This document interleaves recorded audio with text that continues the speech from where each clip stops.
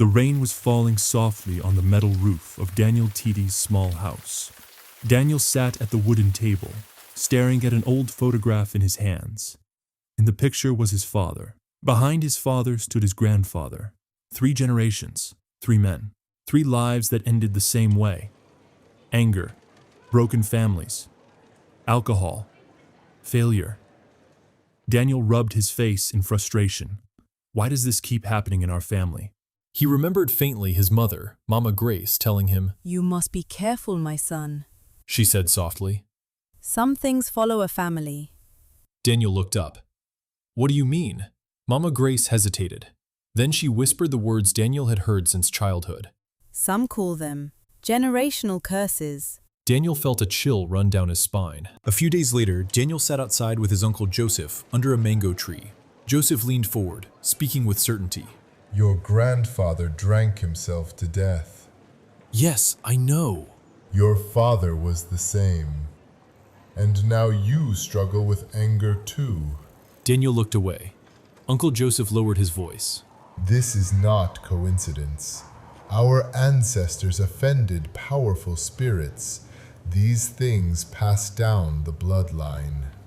Daniel said, So what do I do? Sometimes these things cannot be escaped. Those words followed Daniel all the way home. That night, Daniel exploded in anger over something small. A broken cup.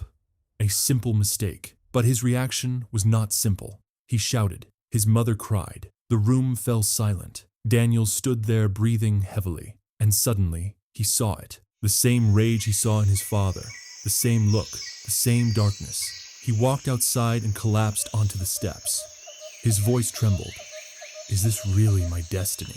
The next Sunday, Daniel reluctantly went to church. The small building was filled with singing, but Daniel's mind was far away. When the sermon ended, he approached Pastor Samuel, an older man known for teaching the Bible carefully. Pastor, Daniel said quietly, can generational curses control a Christian?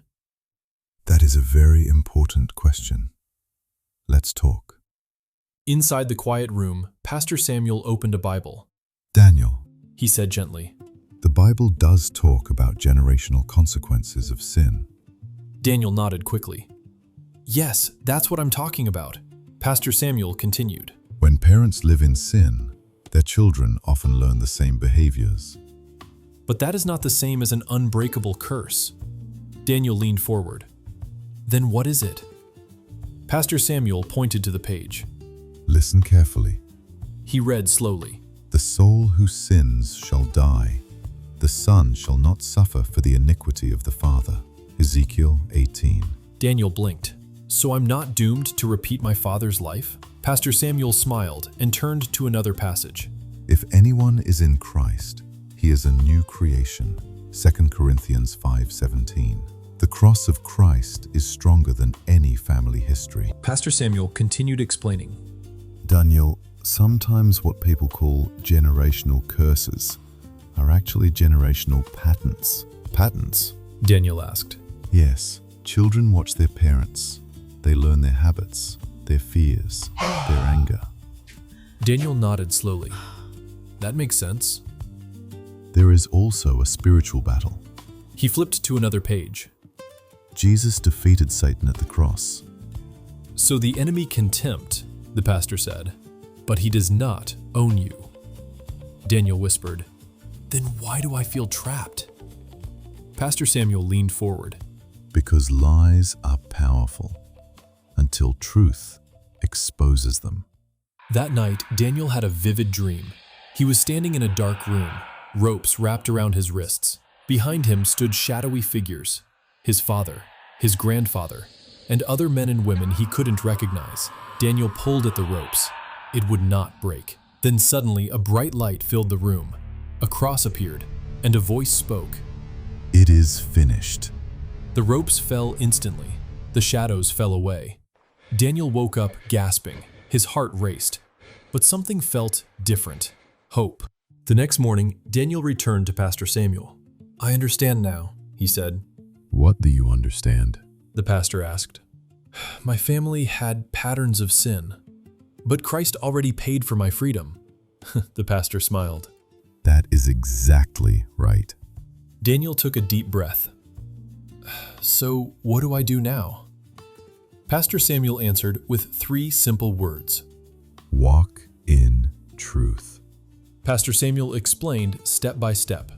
First, confess your own sin. Second, forgive your father and your family. Third, The pastor continued. submit your life fully to Christ. He quoted James 4:7. Submit yourselves therefore to God. Resist the devil, and he will flee from you. Daniel repeated the words quietly. Submit, then resist, Yes, said Pastor Samuel. authority flows from surrender. Weeks passed. Daniel started making different choices. When anger rose, he prayed instead of exploding. When temptation came, he resisted. When bitterness surfaced, he forgave. Little by little, something changed. The pattern began to weaken. The ropes was breaking. One afternoon, Uncle Joseph visited. He watched Daniel carefully. You seem different. He said. Daniel smiled. I am. Joseph crossed his arms. So you found a stronger ritual. Daniel shook his head. No ritual. Then what? Daniel answered calmly. Christ. Joseph frowned. But the curse in our family. Daniel interrupted gently. The cross is stronger. A few months later, Daniel stood in church giving a testimony. The room was silent as he spoke. For years, I believed my family history controlled my future. He paused. But Jesus showed me something. He lifted his Bible. The power of sin can pass through generations, but the power of Christ breaks every chain. Mama Grace wiped tears from her eyes. Daniel continued. My father lived in anger. My grandfather lived in addiction. But my children will inherit something different. He smiled. Freedom. Some families pass down land. Some pass down traditions. Some pass down pain. But the gospel announces a greater inheritance. The cross of Christ does not merely forgive sin, it creates new beginnings.